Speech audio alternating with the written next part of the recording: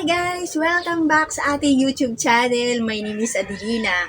So ngayon po ang isishare ko sa inyo po ay ang atin pong chichipi, yung atin pong cactus na mataas na.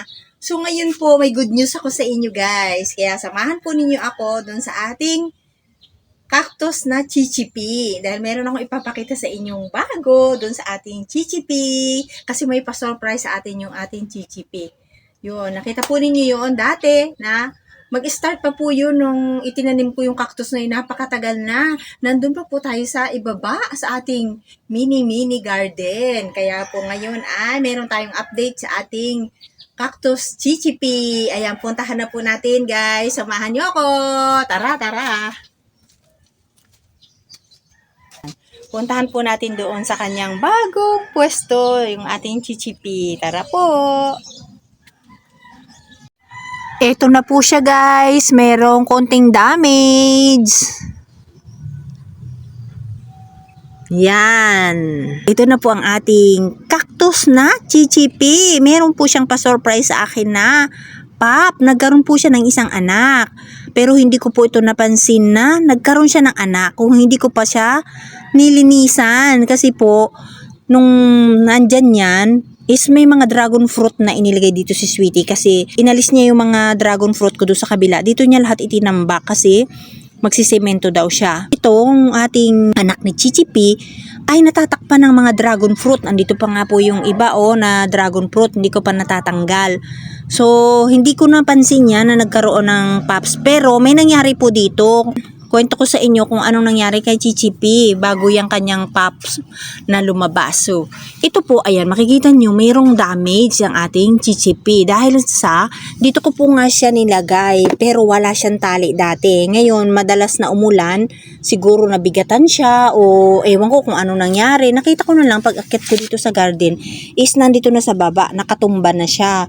Ngayon, nung balik ko siya dito, hindi ko napansin na ganito, na may ganyan siya kasi hindi pa naman siya halata, hindi kita. Nakita ko na lang po nang natuyo siya, ganyan na siya. Nung ibinalik ko siya dito, ayan, ganyan, nangyari uli, natumba na naman po siya uli. Kaya mayroon pong damage yan dyan sa likod na isa pa, may pakita ko sa inyo. Dalhin natin to sa table mamaya. Ayan, kaya 2 beses po ito bumagsak dito sa semento ng nakahiga, nakababad na sa tubig kasi nagkakaroon po ng tubig dito sa sahig kapag umuulan. So ito, nung natumba yan, wala pa naman po itong pop. Ay kasi inalisan ko pa dito ng mga damo nung time na natumba ito at saka natanggal yung mga ibang mga bato dito sa ibabaw kasi bumagsak siya. Kaya nakita ko yan na wala siyang pop na tumubo. Ngayon, nag-isip po ako noon na yung time na inaayos ko, tatanggal ako ng damo. Sabi ko, paano ko kaya to pararamihin si Chichipi? Paano ba siya magkakaroon ng anak? Kasi dire-diretso lang yung pagtangkad niya. Ano bang gagawin ko? Tapos naisip ko, sabi kong gano'n, ano kaya ikat ko? Kasi kung ikakat natin siya, saka lang siya magkakaroon ng pops kasi tutubo. Kapag kinat mo, tutubo ng mga pops niya o yung mga pops niya. Kaso, nag-isip na lang ako, sabi ko, sayang naman kung puputulin ko kasi ang taas na. Hayaan ko na lang, di bali na kung hindi siya magkakaroon ng pops. Pagtapos nung inayos ko nga po dito, inalis ko yung mga dragon fruit, ay na-surprise po talaga ako guys.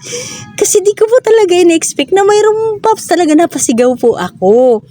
Nung time na yun, hindi lang ako nagbibideo kasi nung time na naglilinis ako, yan, nakita ko mayroon na siyang ganito. Sabi ko, wow naman, napakabait talaga ni God. Kasi nag-isip lang ako na kung paano siya magkakaroon ng babies. Tapos binigyan na po ako kaagad ng anak ni Chichipi.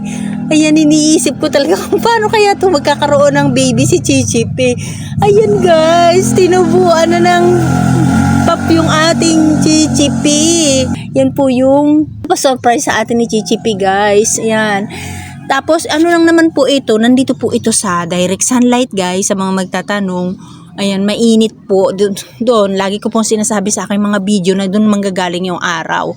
So sa umaga, ayan, kasi minsan doon lang sa taas ng puno na yun, sumusulpot na yung araw. Pero kung walang puno, mainit na siya kaagad dito sa atin. Naiinitan po sila. Ayan, matibay po siya sa ulan kasi talagang rain and shine siya dito. At saka matagal na to, ilang taon na. At nakita po ninyo na mataas na. Dahil nandun pa tayo sa ating mini garden nung itinanim ko ito. Sa mga sumusubaybay po, alam po ninyo yan. At makikita ninyo kung gaano to kaliit noon. Kung makita ko pa po yung picture nito, i-attach ko po. Ayan, kasi ito unang-una ko pong itinanim ito dun sa aking DIY pot na ginawa. Ayan, tapos nilipat ko siya dito. So, kung ililipat ko pa yan sa mas malaking pot, siguro mas lalaki pa siya o tataas. Kalilipat lang naman natin ito, hindi pa inaabot ng taon. So, ilang buwan pa lang siya nandito. So, siguro hindi na muna natin siya ililipat. Diyan na lang muna siya. Pero talagang nakakatuwa po, alagaan ito. Kasi talagang na-surprise naman ako sa kanya. So, ang pag-alaga ko lang naman po nito is simple lang. Dito lang siya sa rain and shine. Tapos didiligan ko lang po ito kung kailan lang po matuyo yung lupa o yung kanyang soil. Ayan. At sa magtatanong po, ang soil natin ngayon na ginagamit ay 70% na ordinary soil at 30% na PAMI. So, yun na yung ginagamit ko, guys. So, yan lang. Kasi noon, may iba-iba pa tayong isinasama sa ating soil. Meron pa tayong buhangin noon. Nag-try din tayo na merong rice hull. So, iba-iba po yung ginagawa kong potting mix. So, ngayon, yan na lang po. Dalawa na lang po yung ginagamit ko. Yan na lang po yung kanilang potting mix.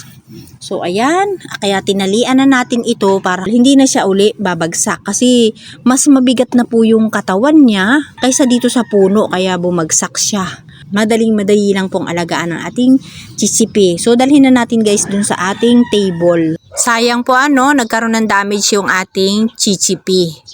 So, ayan po guys. Dinala na natin dito si chichipi. Kasi doon parang hindi masyadong makita o hindi masyadong maganda. So, dito na dinala ko na dito sa ating table. So, ito na yung ating chichipi. Yan. Dito po, mayroon siyang isang damage. Ayan. Kasi 2 beses po siya natumba. Pinakita ko sa inyo kanina na sobrang haba ng kanyang damage. Ito, maikli lang yung dito. Kasi, o baka ito yung nauna, na ito yung unang pumalo nung bumagsak siya. Kasi medyo mataas ng konti mula sa simento yung kanyang pagkakalagay o yung pinaglagyan ko. Ito na yung kanyang pop yung pops niya guys. Ang cute pala ni Chichipi. So, ganyan na po siya kataas. Ngayon, hinahayaan ko lang po siya na ganyan. O, ang bilis lang pala niyang lumaki. So, hindi ko napapansin na ganyan na po pala ang ating chichipi. At ito talaga is na-surprise talaga ako, guys. So, dinala ko dito sa lamesa para magpa-picture ako. Kasi wala pa akong souvenir kay chichipi. Ayan. Tago natin yung damage niya. Para makita yung kanyang babies.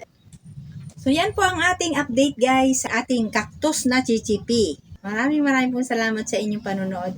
Thank you for watching guys. At mag-ingat po kayong lahat. Bye!